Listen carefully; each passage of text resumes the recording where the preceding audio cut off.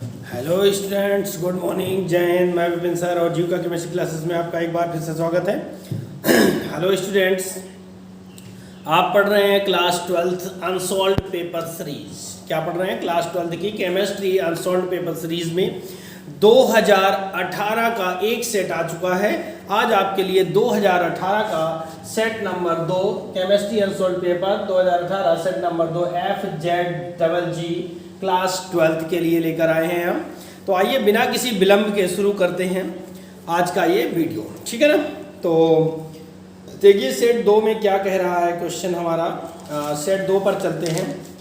पहला क्वेश्चन है एक घनीय ठोस दो तत्वों A तथा B से बना है।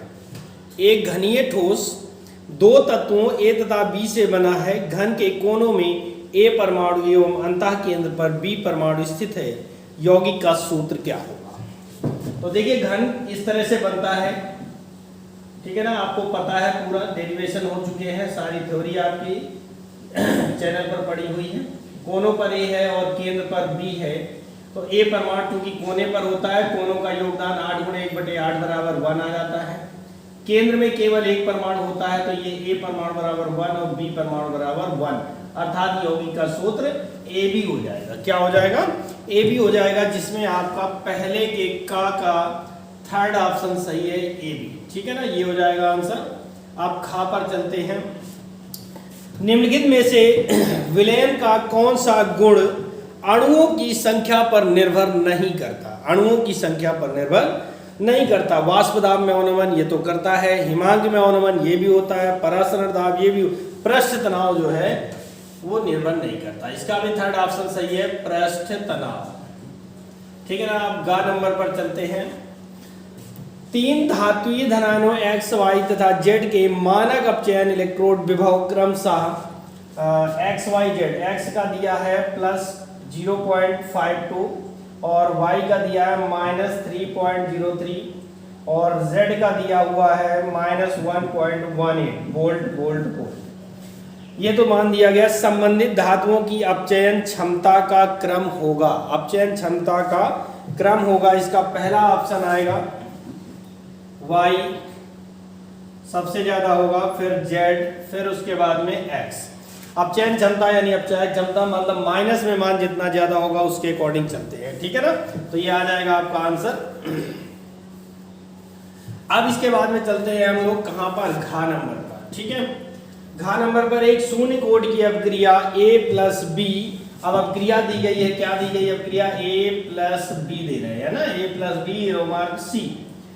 ये बन रहा है के लिए वेग दर। शून्य कोड की अपक्रिया जो होती है वो अभिकारक पदार्थ की सांद्रता पर निर्भर नहीं करती। अभिकारक पदार्थ की सांद्रता पर निर्भर नहीं करती। इस आधार पर इसका पहला ऑप्शन सही हो जाएगा। दर बराबर के A की पावर 0 और B की पावर 0, ये हो जाएगा हमारा, ठीक है ना। पांचवा क्वेश्चन है, अंगा नंबर पर चलते हैं। कह रहा है अभिक्रिया C2H5CONH2।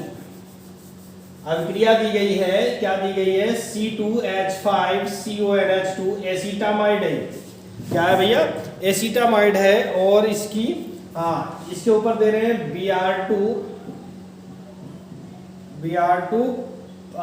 KOH से अभिक्रिया करवाते हैं तो कोई उत्पाद D बनता है। कोई उत्पाद D बनता है। कह रहा है वो D उत्पाद क्या है? तो अगर हम इसका Br2 के साथ अपचयन करवाएंगे तो बनेगा क्या? C2H5NH2, ठीक है ना। ये D उत्पाद है, ओके। एथिलीन बनेगा, वो सॉरी एथिल एमीन बनेगा। प्लस आपको बैलेंस करना चाहे तो 2K निकल जाता है, प्लस K2CO3 निकल जाएगा, प्लस आपका ऑक्सीजन 4 और 2H2O हो जाएगा, ठीक है ना। क्या हो जाएगा? 2H2O। ये पूरी अभिक्रिया कंप्लीट होगी। लेकिन वो हमसे सिर्फ इस मुख्य उत्पाद को पूछ रहा है, तो आपका ये उत्पाद रखा हुआ है थर्ड ऑप्शन में, C2H5NH2, ठीक है ना। आप 4 नंबर के क्वेश्चन पर चलते हैं। आयोडीन की कमी से बीमारी होती है। आयोडीन की कमी से घेंगा नामक बीमारी हो जाती है। ये आपका चौथा ऑप्शन सही है, घेंगा हो जाता है आयोडीन की कमी से, ठीक है ना। ये था पहला क्वेश्चन। अब चलेंगे क्वेश्चन नंबर 2। क्वेश्चन नंबर दूसरे का क्या कह रहा है, एल्यूमिनियम घनीय निविड संकुलित संरचना में क्रिस्टलीकृत होता है। घनीय निविड संकुलित संरचना में क्रिस्टलीकृत होता है, उसका धात्विक अर्धव्यास 125 पिकोमीटर है। धात्विक अर्धव्यास 125 पिकोमीटर है। एकक कोष्ठिका के कोर की लंबाई ज्ञात कीजिए। एकक कोष्ठिका के कोर की लंबाई ज्ञात कीजिए। ठीक है ना। इसमें तो ये घनीय निविड्स का मतलब है एफसीसी के लिए बात कर रहा है। किसके लिए? एफसीसी के लिए। अर्धव्यास का मतलब त्रिज्या दी गई है 125 पिकोमीटर और कोर की मतलब है ए का मान पूछ रहा है। तो ए बराबर जो सूत्र होता है एफसीसी के लिए वो क्या होता है, 4r/√2। तो 4 × 125 अपॉन 1.414 इक्वल टू आ जाएगा 500 अपॉन 1.414 इक्वल टू, अब इसका डिवाइड करेंगे तो हमारा आ जाएगा 353.353.6। ठीक है। और 0 ये हमारा पिकोमीटर, ये हमारा कोर की लंबाई आ जाएगी। किसकी? घनीय की, घन के कोर की लंबाई आ जाएगी। इसी का खा कह रहा है 15 ग्राम पोटेशियम। ठीक है ना। तो इसको हम यहाँ लिख देते हैं 500/1.414 इक्वल टू आ जाएगा 353.60। ये पिकोमीटर, ये आंसर हो गया। अब इसी का दूसरे का खा, क्वेश्चन नंबर दूसरे का खा की बात करते हैं। कह रहा 15 ग्राम पोटेशियम क्लोराइड यानी स्मॉल w हो गया 15 ग्राम। ठीक है। को 1 लीटर जल में घोला गया यानी V = 1 लीटर हो जाएगा। विलयन की बराबर अगर इसको चेंज करें तो 1000 ml हो जाएगा, क्योंकि ml चाहिए। और विलयन की मोलरता की गणना कीजिए। KCl का अणुभार, KCl का m माने अणुभार होता है, ये आएगा 74.5। अब मोलरता बराबर हमें चूंकि निकालना है, मोलरता बराबर क्वेश्चन मार्क, तो हो जाएगा मोलरता बराबर small w × 1000 upon small m × v।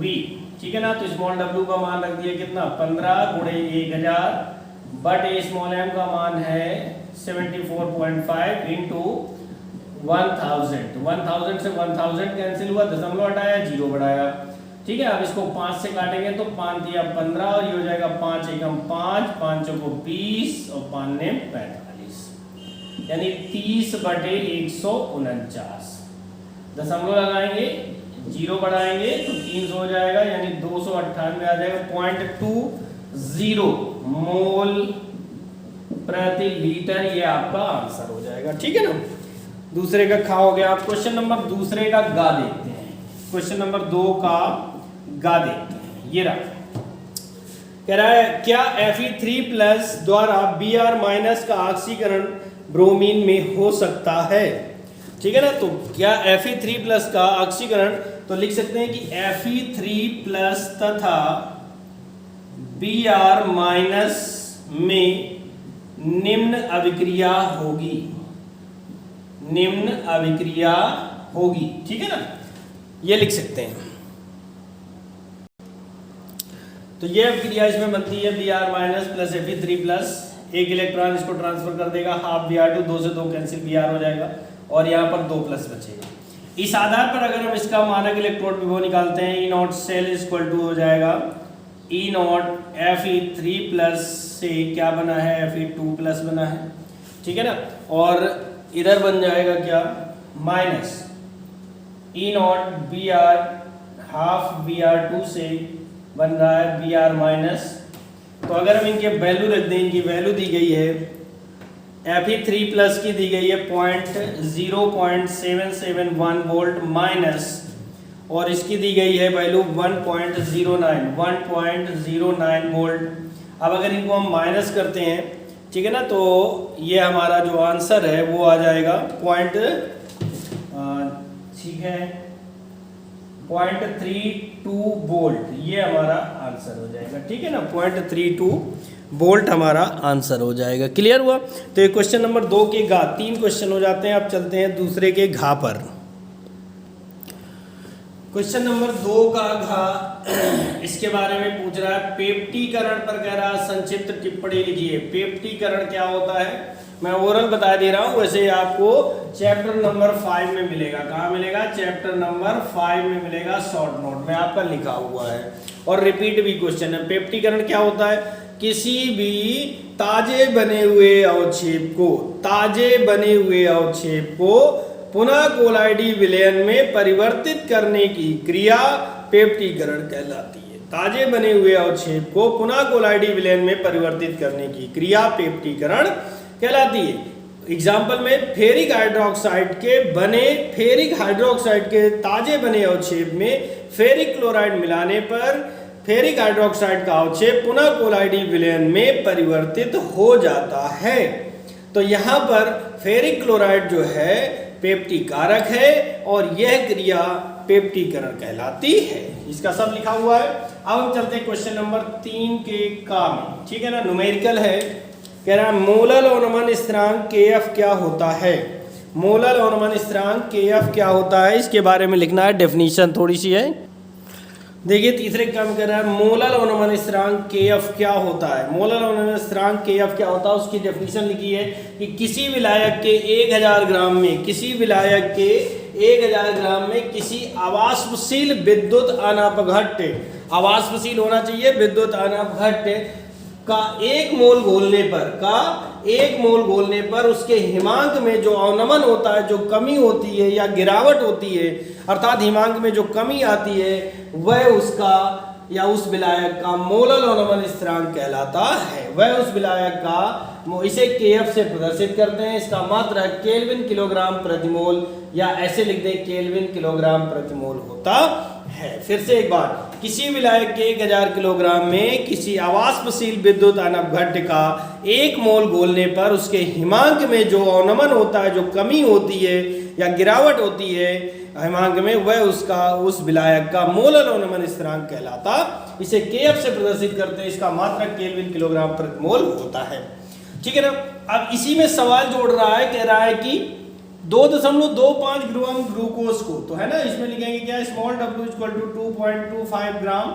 Glucose की बात है तो ग्लूकोज m बराबर 180 हो जाएगा, दे भी रहा है। कैपिटल W 25 ग्राम बराबर 25 ग्राम है, और हिमांक में गिरावट यानी कि delta TF equal to 0.93 degree centigrade है। तो कह रहा है जल के मोलल अवनमन स्थिरांक यानी Kf की गणना करना है। Kf बराबर निकालना है। हमारा फॉर्मूला होता है m equal to 1000 into Kf into small w upon delta TF into capital W। इसको पक्षांतर करते हैं। Kf इक्वल टू क्या हो जाएगा, m into delta TF into capital W upon 1000 into small w। ठीक है ना, वैल्यू रख देते हैं या इधर रख देते हैं। चलो यहाँ पे आ जाएगा। m का मान कितना है, 180 है, गुणे डेल्टा TF का मान 0.93 इंटू कैपिटल W जो है आपका वो मान है 25 अपॉन 1000 इंटू स्मॉल w की वैल्यू है 2.25। दशमलव के दो अंक हट जाएंगे। 25 एकम 25 निम्मा 225, 9 एकम 9, 9 दूनी 18, 20 हो गया। 0 से 0 काटा, 2 एकम 2, ये 50 हो गया। ठीक है ना, अर्थात आ जाएगा कितना, Kf इक्वल टू आ गया 93 अपॉन 50। डिवाइड करेंगे, भाग देंगे, तो जो आपका आंसर आ जाएगा वो होगा 1.86 केल्विन किलोग्राम प्रति मोल। ये आपका आंसर हो जाएगा। ठीक है ना, ये तीसरे का कंप्लीट होता है। अब हम चलते हैं इसके आगे।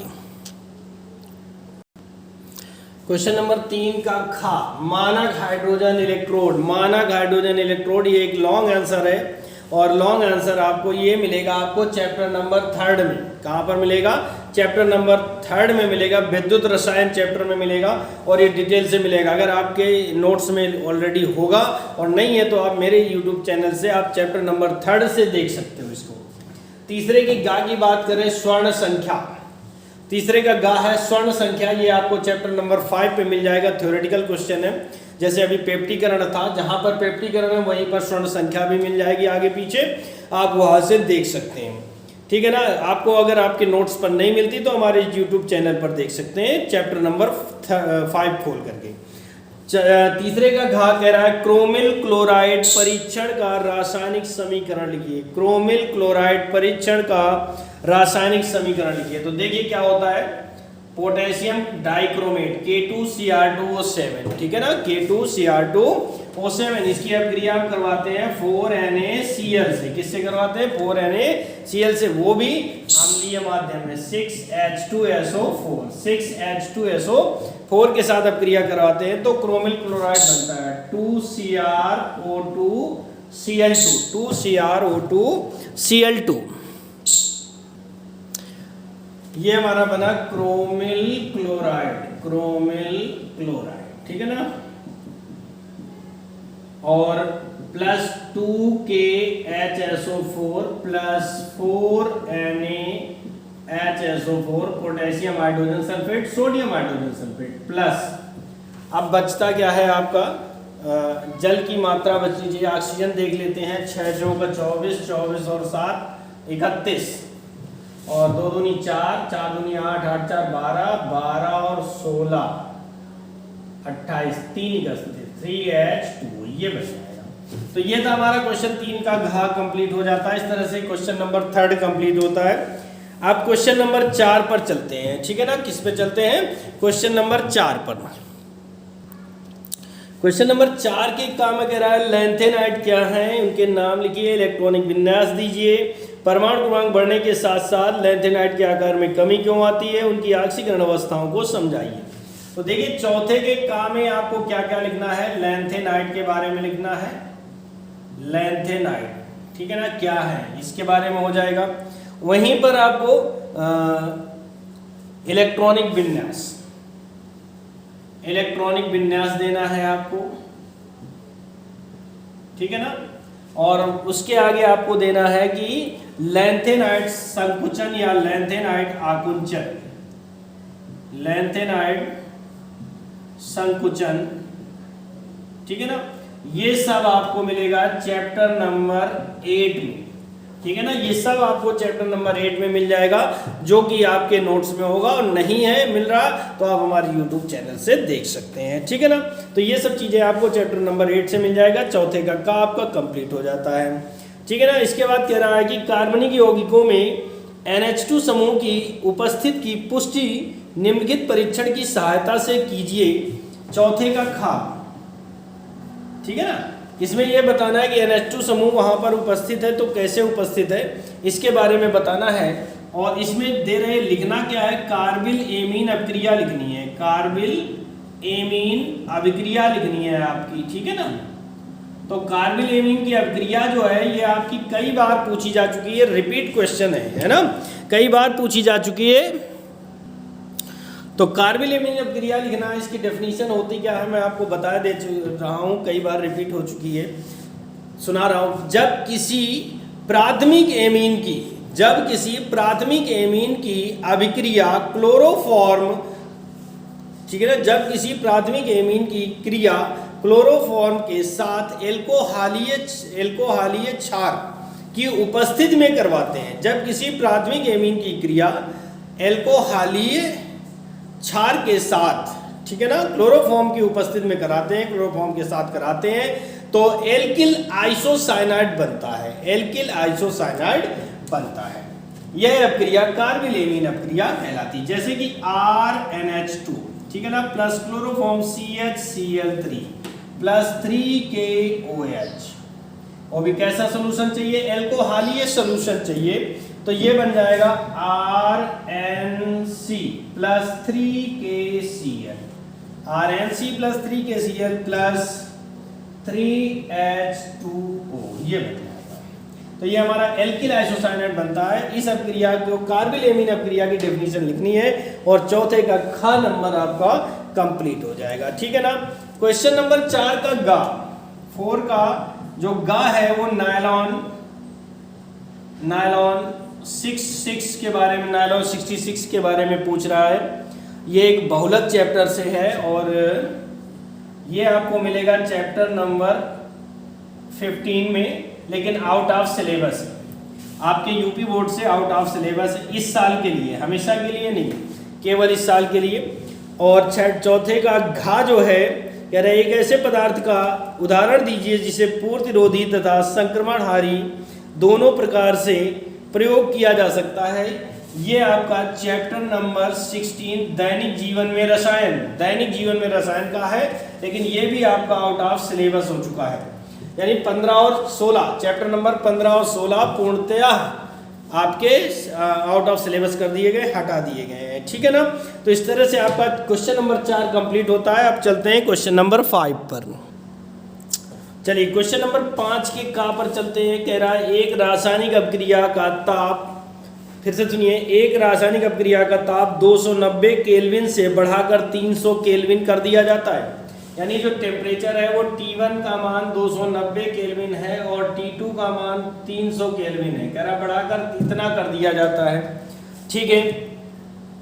करने पर अभिक्रिया की दर दुगनी हो जाती है। अगर K1 अभिक्रिया की दर यानी K1 बराबर 1 है तो K2 बराबर कितना हो जाएगा, 2 गुना हो जाएगा, ठीक है ना। कितना हो जाएगा, 2 गुना हो जाएगा, क्योंकि दुगनी हो जाती है। अभिक्रिया की सक्रियण ऊर्जा का मान यानी कि EA एक्टिवेशन एनर्जी ज्ञात करना है आपको, और R की वैल्यू दी गई है यहाँ पर 8.314 जूल प्रति केल्विन प्रति मोल, जूल प्रति केल्विन प्रति मोल ये दिया गया है, ठीक है ना, ऐसे दिया गया है। अच्छा भाई,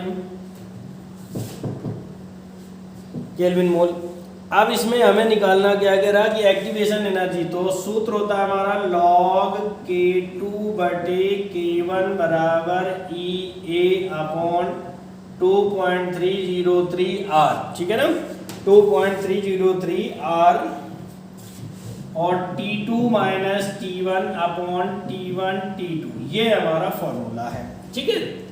बार बार सिद्ध करते K1 बराबर निकालते तो डायरेक्टली लिख दिया है हमने। तो लॉग K2 का मान 2 है, K1 का 1 है, EA आपको ज्ञात करना है 2.303 इंटू 8.314 ये हो जाएगा 300 माइनस T2 का मान 300 और 290 बटे 290 गुणे 300, तो ये हो जाएगा क्या, log 2, एक का भाग 2 में देंगे, log 2 बराबर आ जाएगा EA अपॉन 2.303 इंटू 8.314 और इनको घटाएंगे तो क्या आ जाएगा 10 10 अपॉन क्या हो जाएगा 290 गुणे 300, ठीक है ना, ये वैल्यू हो जाएगी, होगी ये इतना आ जाएगा।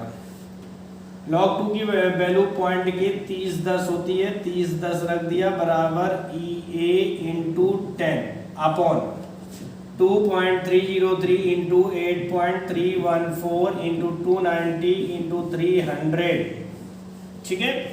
अब इसको अगर हम पक्षांतर करते हैं तो EA इक्वल टू क्या हो जाएगा, पहले सुनो, 0 से 0 काट लेते हैं, कट गया भैया, या चलो इसको बना रहे हैं तो ये वाला 0 काटते हैं, ये 300 बना है, ठीक है। तो अगर हम EA बराबर पक्षांतर करते हैं तो ये हो जाएगा क्या, 0.3010 इंटू 2.303 इंटू 8.314 इंटू 29 इंटू 300, और इन सबको अगर हम कैलकुलेट करके सॉल्व करते हैं तो ये आ जाएगा 50 इंटू 150 140.62 जूल, ये निकालते हैं तो ठीक है, जूल प्रति मोल, जूल प्रति मोल आ जाएगा। और अगर इसको हम कर दें 50.140 या 14 तो ये आ जाएगा किलो जूल प्रति मोल, ये हो जाएगा, केवल किलो में आ गया और ये डायरेक्टली है जूल में है, ठीक है ना। तो ये आपका 5वें का कंप्लीट होता है, ठीक है। अब चलते हैं 5वें के खा में। 5वें का खा कह रहा है साइनाइड प्रक्रम द्वारा, क्वेश्चन नंबर 5 का खा, ये आपका चैप्टर नंबर 6 का क्वेश्चन है, लेकिन आउट ऑफ सिलेबस है आपसे, तो इसलिए इसको नहीं करेंगे। और आगे चलना है हमें 5वें के गा में। तो 5 का जो गा है उसमें IUPAC नाम पूछे गए हैं कि इसका NiNH3 का होल 6 है। पहला दिया गया है NiNH3 का होल 6 Cl2, थोड़ा सा मुझे मिस्टेक लग रहा है, ये इसको Cl2 को बाहर होना चाहिए था, ठीक है ना। तो अगर इसका नाम हम बनाते हैं तो क्या हो जाएगा, हेक्साएमीन, ठीक है ना, हेक्साएमीन निकेल सेकेंड क्लोराइड, ये नाम हो जाएगा। और इसका जो दूसरा पार्ट है वो दिया गया MnH2O का होल 6, MnH2O का होल 6 ऊपर 2+, तो ये बन जाएगा क्या, हेक्सा एक्वा मैग्नीज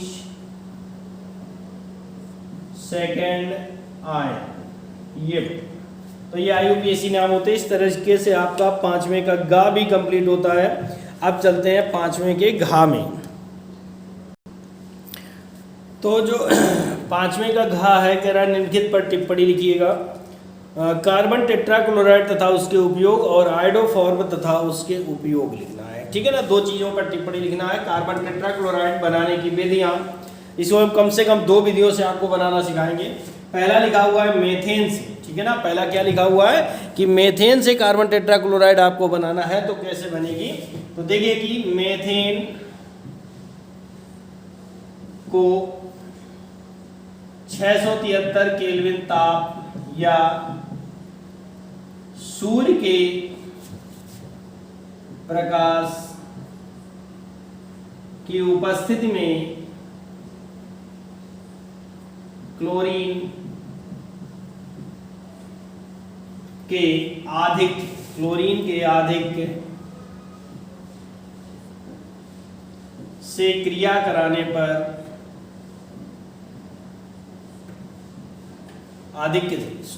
मेथेन को 673 केल्विन ताप पर या सूर्य के प्रकाश की उपस्थिति में क्लोरीन के आधिक्य से क्रिया कराने पर CCl4 प्राप्त होता है या कार्बन टेट्राक्लोराइड प्राप्त होता है, ठीक है ना। CCl4 प्राप्त होता है कार्बन टेट्राक्लोराइड। देखिए कैसे, CH4 plus 4Cl2 673 kelvin temperature, इतने टेम्परेचर पर अपक्रिया करवाएंगे तो ये कौन सी प्रतिस्थापन अपक्रिया होती है, रिप्लेसमेंट रिएक्शन है। CCl4 प्लस 4HCl बन जाएगा। ये हमें कंपाउंड बनाना था, ठीक है ना, तो बन जाता है। विधि नंबर 2 से लेते हैं क्लोरोफॉर्म के क्लोरीनीकरण से,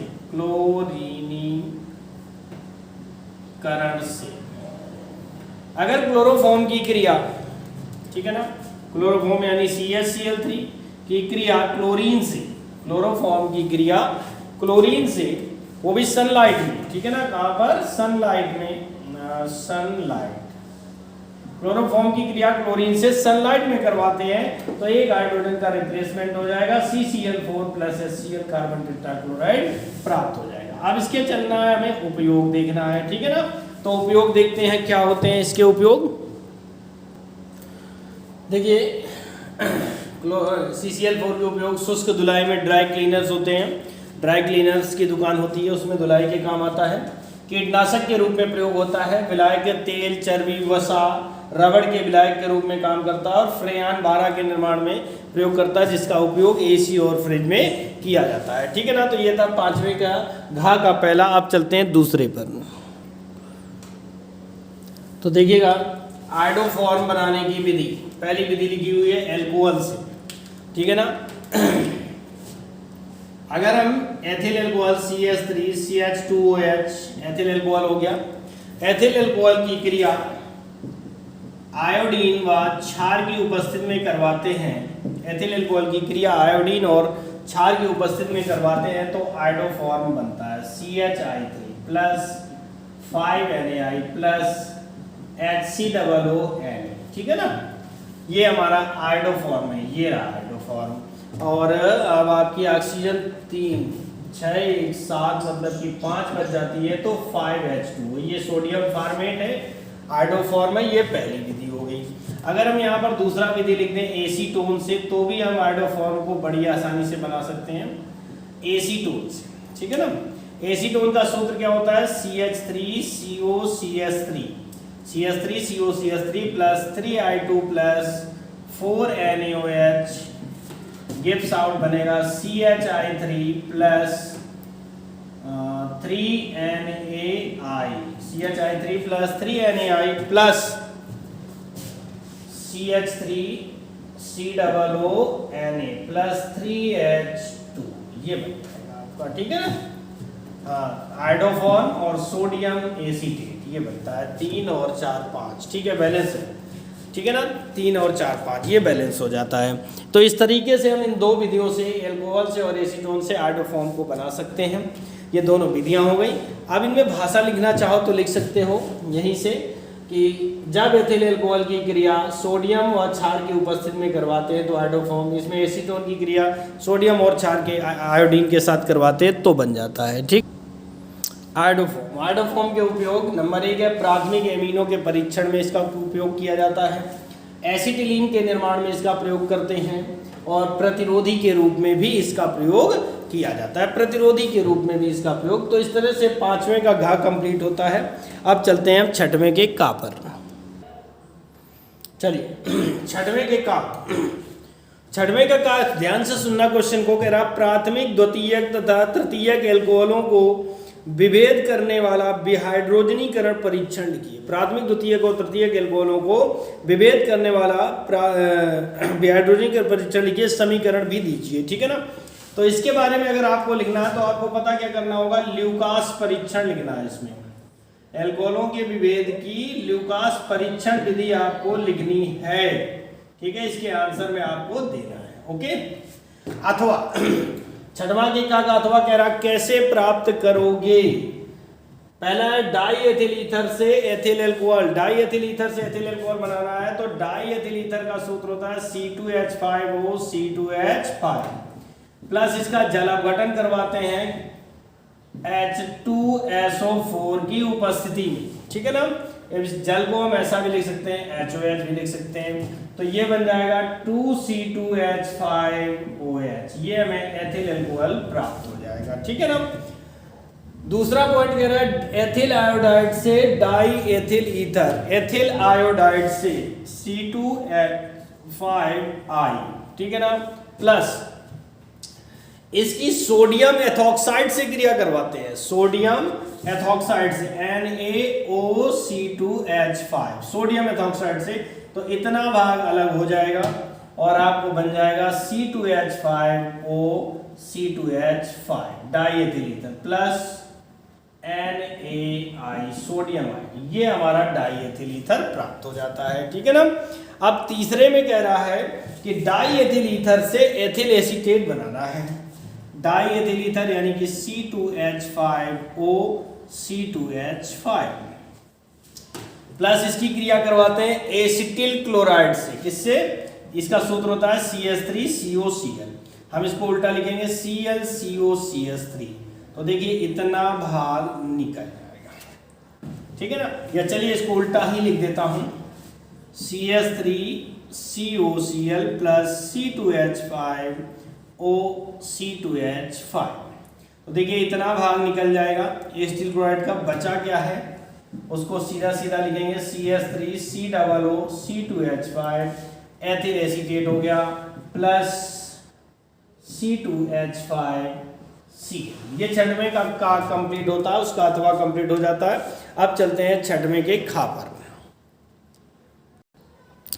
क्वेश्चन नंबर 6 का खा कह रहा प्रयोगशाला में एसिटाल्डिहाइड बनाने की विधि का रासायनिक समीकरण लिखिए, इसकी टालिन अपगर्मक के साथ क्या क्रिया होती है समय। लॉन्ग आंसर है, केवल समीकरण पूछ रहा है, ऐसा नहीं चलेगा। इसकी बनाने की प्रयोगशाला विधि का सचित्र वर्णन आपको करना होगा, ठीक है ना। प्रिंटिंग गलत हो सकती है। प्रयोगशाला में एसिटाल्डिहाइड निर्माण का सचित्र वर्णन करना होगा, चैप्टर नंबर 12 पर मिलेगा, और नहीं तो कल, ठीक है, अन्यथा कल आपका मैंने एक वीडियो डाला है जिसमें से चैप्टर नंबर 12 के 4th पार्ट पे बड़े मोटे अक्षरों से लिख दिया है एसिटाल्डिहाइड बनाने की विधि, सारी विधि उसी में मिलेंगी। और इसने कहा टालिन अपकर्मक के साथ अपक्रिया करवानी है, तो इसकी अपक्रिया करवाते हैं CH3CHO प्लस Ag2O, इसके साथ अपक्रिया करवाएंगे तो ये बन जाएगा CH3COOH प्लस 2Ag, रजत दर्पण का ब्लैक पीपीटी देता है, ब्लैक पीपीटी काला अवक्षेप देता है, ठीक है, ये अपक्रिया होती है। और आपकी समीकरण प्रयोगशाला विधि आपको चैप्टर नंबर 12 से मिलेगी। अथवा में कह रहा है क्या होता है जब फार्मिक अम्ल की क्रिया लेड कार्बोनेट से कराते हैं। कह रहा है फार्मिक अम्ल की क्रिया लेड कार्बोनेट से कराते हैं, ठीक है ना। तो देखिए फार्मिक अम्ल 2HCOOH plus lead carbonate PbCO3 arrow mark HCOO का whole twice Pb lead formate बनता है, प्लस CO2 बनेगा, प्लस CO2 हो जाएगा, प्लस ऑक्सीजन देख लेते हैं 3 और 2 दूनी 4 3 7 2 दूनी 4 4 2 6 मतलब 1 बच गई। हाइड्रोजन के 2 और 2 4 2 निकल गए मतलब कि H2O बच जाता है, ठीक है ना। लेड फॉर्मेट, इसका नाम है लेड फॉर्मेट बनता है HCOO का होल ट्वाइस। एसीटोन की क्षारीय आयोडीन के साथ अभिक्रिया होती है। एसीटोन यानी कि CH3COCH3 प्लस आयोडीन के लिए 3I2 प्लस 4NaOH, ये आयोडो फॉर्म बनेगा जाकर के जो अभी आपने लिखा था CHI3 plus 3NaI plus CH3 COONA plus 3H2, ये बनती है अभिक्रिया, ठीक है ना। आयोडो फॉर्म बनता है। फॉर्मेल्डिहाइड की HCN के साथ अभिक्रिया होती है। फॉर्मेल्डिहाइड का सूत्र ये होता है C double bond O plus HCN से क्रिया करवाएंगे तो ये बन जाएगा HC double bond single bond OH और CN, यानी फॉर्मेल्डिहाइड साइनोहाइड्रिन बनकर तैयार हो जाता है, ठीक है ना। अब हम चलते हैं क्वेश्चन नंबर 7वें पर। क्वेश्चन नंबर 7 का कह रहा है सल्फ्यूरिक अम्ल के निर्माण की शीश कक्ष विधि का सचित्र वर्णन कीजिए, है ना। सल्फ्यूरिक अम्ल के बारे में पूछ रहा है तो ये आपको सल्फ्यूरिक अम्ल निर्माण की शीश कक्ष विधि ये आपको मिलेगा चैप्टर नंबर 7 के पार्ट बी में, ठीक है ना। हमारे उसमें सब कुछ ये मिल जाएगा यूट्यूब पर, सारे चैनल पर सभी यूट्यूब जीविका केमिस्ट्री क्लासेस यानी मेरे चैनल पर ये आपका उपस्थित है। और वैसे इस साल के लिए आपके लिए आउट ऑफ सिलेबस है, ठीक है ना। इसके अथवा पर चलते हैं। 7वें के का अथवा कह रहा है पोटेशियम डाइक्रोमेट से क्लोरीन प्राप्त करने की क्लोरीन से सल्फ्यूरिक क्लोराइड तथा, तो ये क्वेश्चन भी आपका आउट ऑफ सिलेबस है इसलिए इसको हटा देंगे। अब चलते हैं 7वें के खा पर। 7वें का कह रहा है प्रोटीन के स्रोत तथा शरीर के लिए इसका महत्व, यानी कि प्रोटीन के बारे में लिखो, इसके स्रोत के बारे में लिखो और महत्व के बारे में लिखना है। ये आपका फर्स्ट पार्ट है, ये आपको सब चैप्टर नंबर 14 में मिलेंगे। इसका दूसरा पार्ट है आपका एंजाइम क्या है, इनके कार्य गुण, यानी एंजाइम के बारे में लिखो, कार्य लिखो, गुण लिखो यानी विशेषताएं लिखो। ये सब चैप्टर नंबर 14 में ही मिलेंगे, ठीक है ना। अथवा की बात करते हैं 7वें के खा का। अथवा जो है इसके बारे में क्या कह रहा है कि मोनोसैकेराइड और पॉलीसैकेराइड से आप क्या समझते हैं। तो मोनोसैकेराइड आपको लिखना है, जो कि ये सब रिपीट क्वेश्चन है ना, बार बार पूछे जा रहे हैं। मोनोसैकेराइड लिखना है और पॉलीसैकेराइड लिखना है आपको, ठीक है। दोनों की विशेषताएं, दोनों की डेफिनेशन आपको लिखनी है उदाहरण से और एग्जाम्पल भी देना है। ये भी आपको चैप्टर नंबर 14 में मिलेंगे। और इसका जो ये फर्स्ट पार्ट था, इसका दूसरा पार्ट है कह रहा डीएनए और आरएनए में अंतर।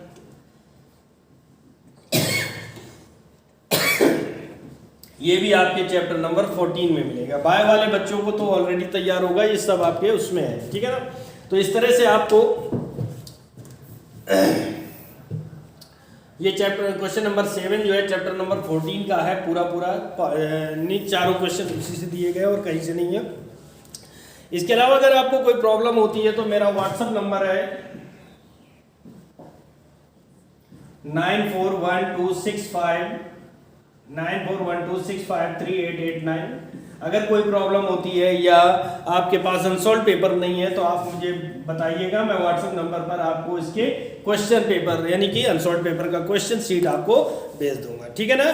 बस आप पढ़ते रहिए, मेहनत करते रहिए और अपनी बोर्ड एग्जाम की परीक्षा तो होनी ही है, ये आप निश्चित रूप से तय कर लीजिए। परीक्षा एग्जाम आपका होगा। ओके, थैंक यू, जय हिंद।